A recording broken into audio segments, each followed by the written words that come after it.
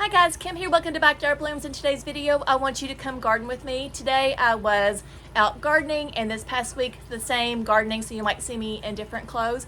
But however, I just do what I love, and I brought you along with everything that I've done, and I hope you can learn from a little bit that I do on a daily basis to keep my garden looking good. So come on and garden with me.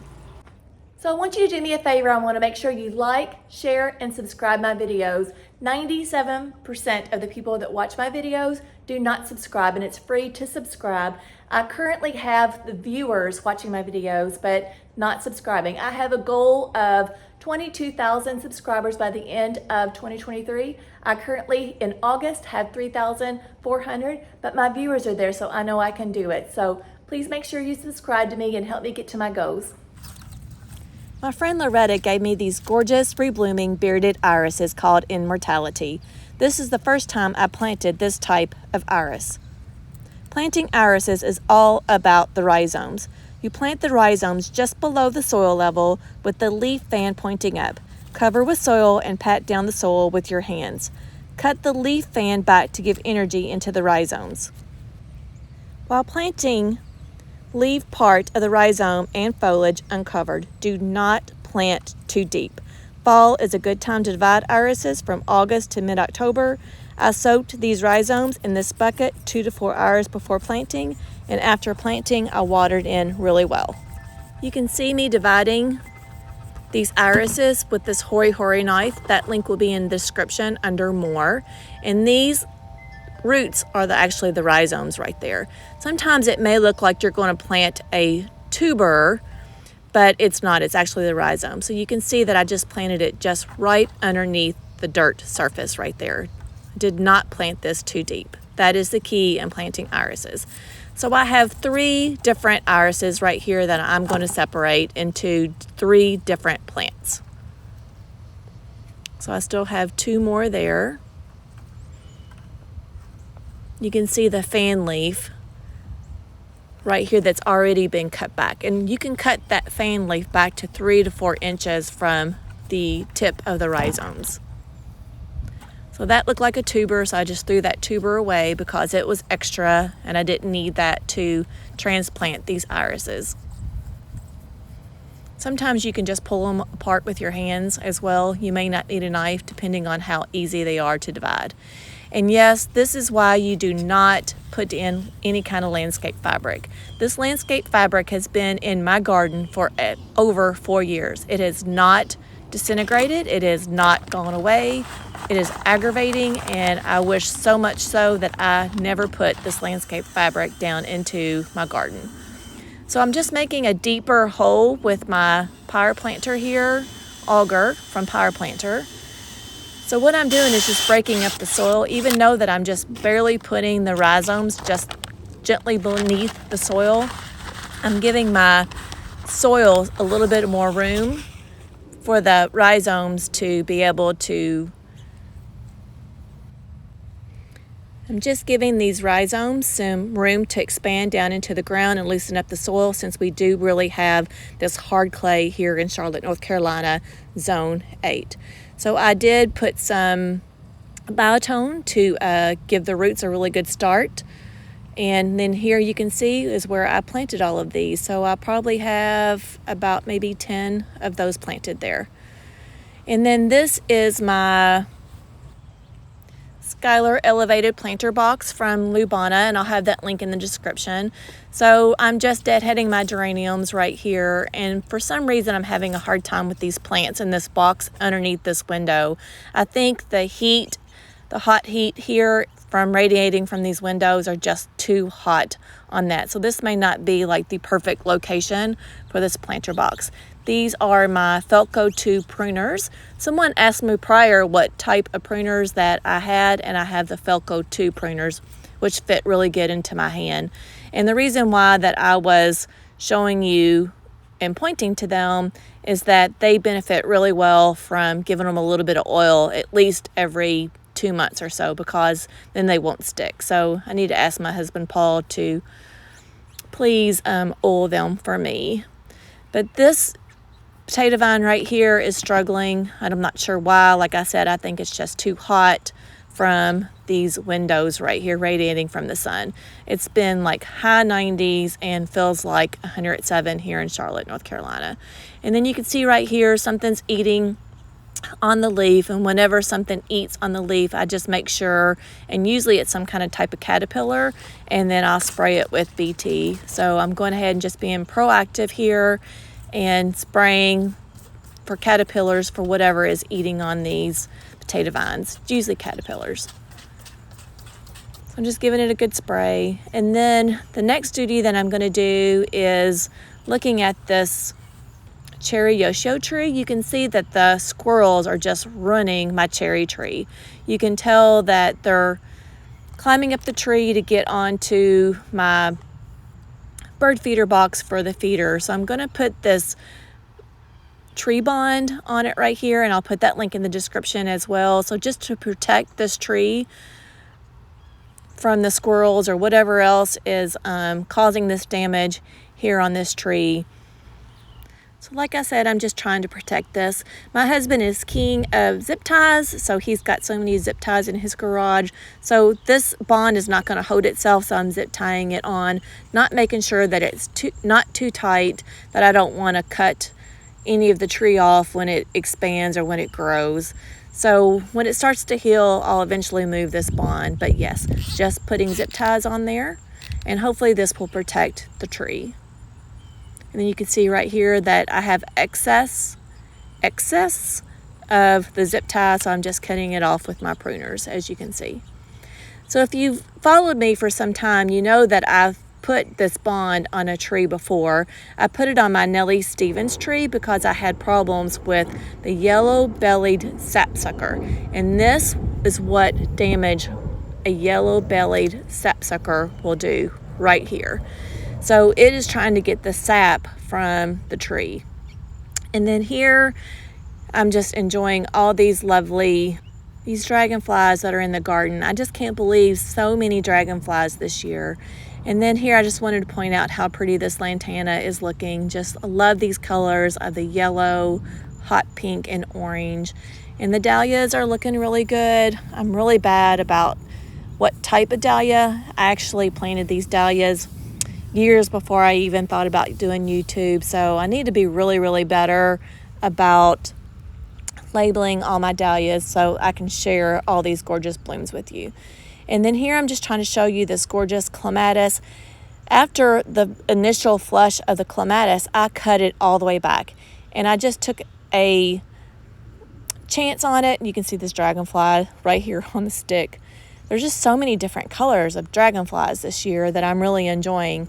But back to the Happy Jack clematis, I cut that back after the initial flush, and this was the initial flush with this rose, climbing rose right here that I have on this trellis. But it's growing back, and I'm going to get another great flush of blooms from that. And then just enjoying these gorgeous dahlias right here and all of these gorgeous blooms. And you can see the pollinators are just loving these just as much as I am in my garden too. I enjoy all these gorgeous flowers as my cut flowers, and I really enjoy being able to make bouquets for myself to enjoy inside or as a gift for my neighbors, and I just love making people happy and sharing my blooms with them as well. Here I'm just showing you this gorgeous blue chiffon rose of Sharon.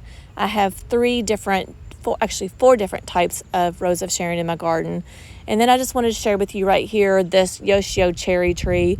This one is so much smaller than the other one that I have flanking on the other side of the garden, and hopefully this one will be able to catch up. This is the Olivia David Austin rose. It's a shrub rose, and it is a really delicate light pink.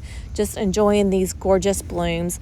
This David Austin rose has been in the garden for about 3 going on to 4 years. And you see as they age, they go to more of a real white type of a bloom.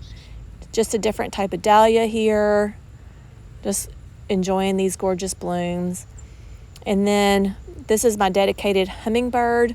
I have 3 of these containers that look the same, and the bumblebees are enjoying this just as much as the hummingbirds are right now.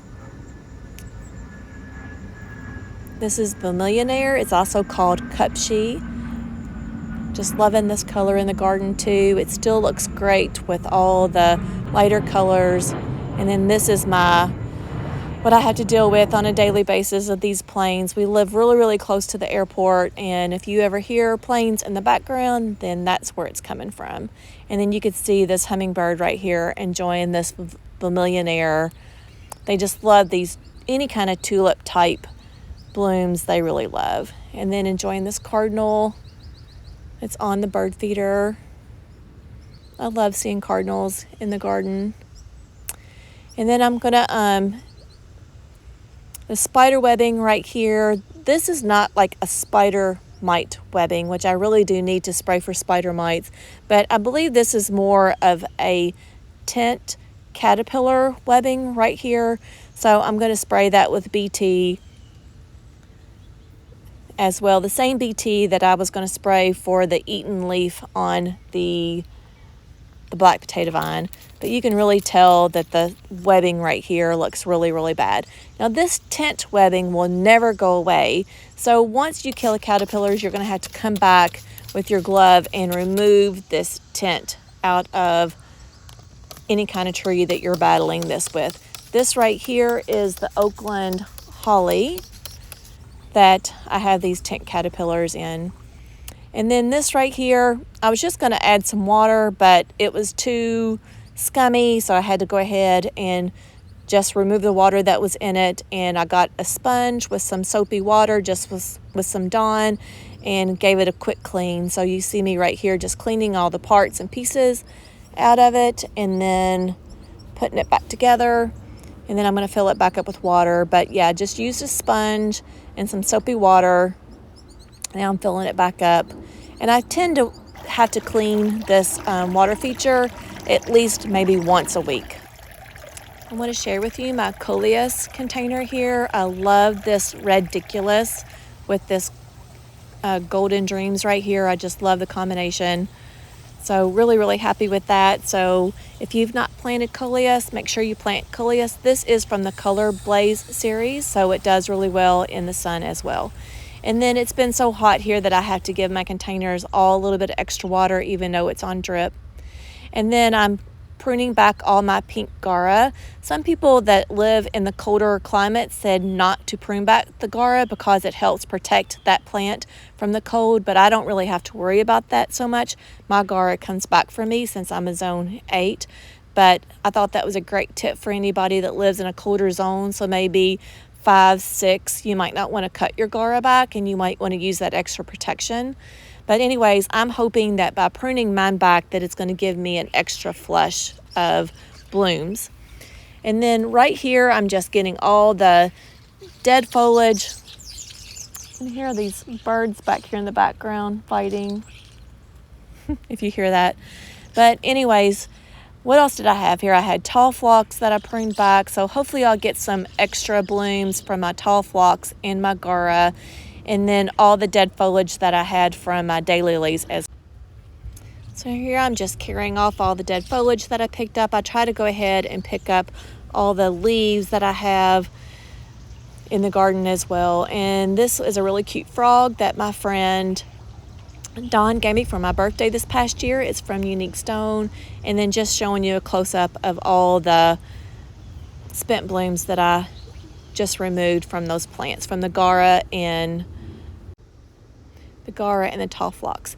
Now this is lavender, and this lavender is a Sweet Romance lavender, and you can see a diagram here where I thought it was a great diagram of how to cut, and oh my gosh, this smelled divine. So I just wish you had like a smell factor over the video, just showing you that it smelled divine.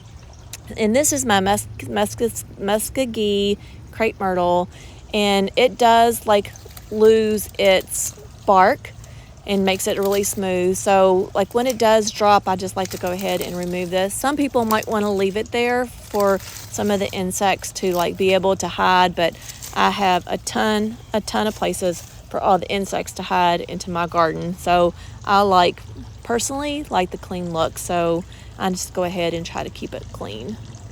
But yes, it is a good time to go ahead and prune back your lavender.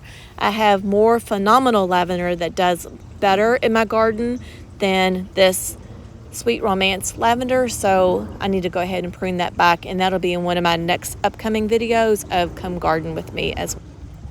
While you're cleaning your garden, make sure you enjoy the beauty of everything that's around you. Like this coleus with this lantana. The yellow lantana looks so pretty up next to this ridiculous and golden dreams. And then I just showed you one of the gorgeous daylily blooms as well. This is my Candy Crush hardy hibiscus. It is a perennial, so it does come back year after year, and then every single day when you see these blooms that are gorgeous, they will only last for one day. So when I have a chance, I'll go ahead and pull those old blooms off, and then some I need to prune with my pruner, like this one right here. Some of these hardy hibiscus don't do this, and some do. This is the Sweet Carolina Upside Key Lime potato vine. This is new from Proven Winners this past year, and it really likes this obelisk. Paul Prestis, obelisk. He laughs at me every time I say obelisk, and he corrects me every time. So yes, I guess it is an obelisk. How do you guys say it? So comment and let me know if you say it the way my husband says it. But anyways, if I don't think too much about it, I'll say it the other way. But love this upside down key lime potato vine. It looks gorgeous. Like I said, it's brand new this year, and this bee is just loving this salvia right here. Or is it might not be salvia, it might be the Russian sage. And anytime I see any of the grass growing into my gardens, I go ahead and just try to pull it on a weekly basis. I try not to let it get out of control, so it's easy to pull up, and it's not really growing from underneath the ground. And then here, yes, I had to go ahead and replace this timer. They don't last forever, so this timer's probably lasted me for maybe 2 years, and where it has that seam, it's leaking. So I had to have my husband Paul go ahead and replace this timer for me. So this is what my timers look like. This is the 1/2 inch black tubing that does not have drip to it, but just carries it from A to B, and then he's just undoing all the other stuff that's to the timer so we can replace the timer here. I'm not super particular about what type of timer that I have. Sometimes I'll get them from Ace Hardware. This one is a Melnor, which I've had good luck with it. Some of the Time Masters or Mr. Timer, for some reason, they just did not last me but a couple months. And I don't know if it was just the batch that I bought, but I do probably like the Melnor better. And I do really like the timer that Rain Point gave me on the other side of the garden. I'll share that in my link as well. And then like all these little critters just give me a laugh. You can see that yellow one that was on that leaf. And this is where it's broke as well. So we're changing the timer and we notice that this cracked too. It's just plastic, so it is going to break. It doesn't last forever. So I try to have some extra pieces on hand with me, so when I do have this occur, that I'll have an extra piece to replace it with. So he's just putting everything back. And then this is where the timer is. So from the faucet, we like to have like a little separation from it, so the timer's not right up against the house. And then we've already programmed the timer there. So this right here is a plant stand that Loretta gave me back. So you can remember that I had a video that we tied up her Bobo Hydrangeas with the plant stands. I gave her the ones that I have from Garden Supply, so she ordered me one, and this is the SKU right here, the Scalloped plant supports. But actually these were better than what I actually had, so I'll actually link that SKU in the description as well. But these were more taller and sturdier than the ones that I actually had, so they're probably a little bit more expensive too. So these were from Gardener's Supply, which is an online store, and I do love everything that I get from Gardener's Supply. It's great quality. So I'm just putting these on the stands on the scalloped edges right there. And then this right here is Joe Pye weed. I planted these in the garden from bare root, and I bought, I think, 2 bare roots, and they have grown like crazy. So I'm just getting these plants off my Rose of Sharon right there, my pink Rose of Sharon. And I specifically planted these for my monarch butterflies. So I actually have quite a few of the yellow butterflies. Oh, I can't think of the name, but anyways, I have not had any monarchs in the garden yet. So I hope that these will draw the monarchs into my garden.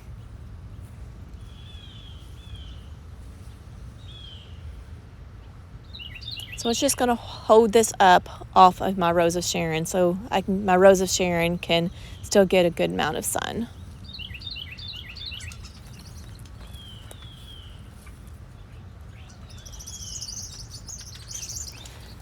So I really like these plants. They're called Scalloped plant supports. They are 18 by 24 inches. They are a set of 2 from Garden Supply. And like I said, that Garden Supply everything is online. And the SKU is 86-10155. And I'll link that in my description. Under description and under more, you'll find everything that I like to use in the garden underneath those descriptions. And this is the Rose of Sharon. It's a variegated one, and this one is going to be like a really light pink bloom. So I have lots of little buds on there. So I'll keep a lookout for these to bloom so I can share with you. And I also have some daylilies, just showing you how big this Joe Pye weed has grown from the bare root since I've planted that. It's kind of crazy. And then I have the plant support up close so you can see. And this is my dinner plate dahlia. I love these white dahlias. They go with everything. And yes, I know it's a mess. I should have came in and staked these up when they were beginning to grow. But I swear, like, I'll be like, one week I need to go do that. And then the next week they're like too late and too big. And I don't want to break the plant. So this is another Rose of Sharon. This is my magenta Rose of Sharon. And then you can see the bees are just loving all these gorgeous blooms. Butterflies on the lantana. And this is a swallowtail. That's what I could remember. I have lots of black and yellow swallowtails. So I hope you enjoyed this video, and I'll see you in the next video. Bye, friends.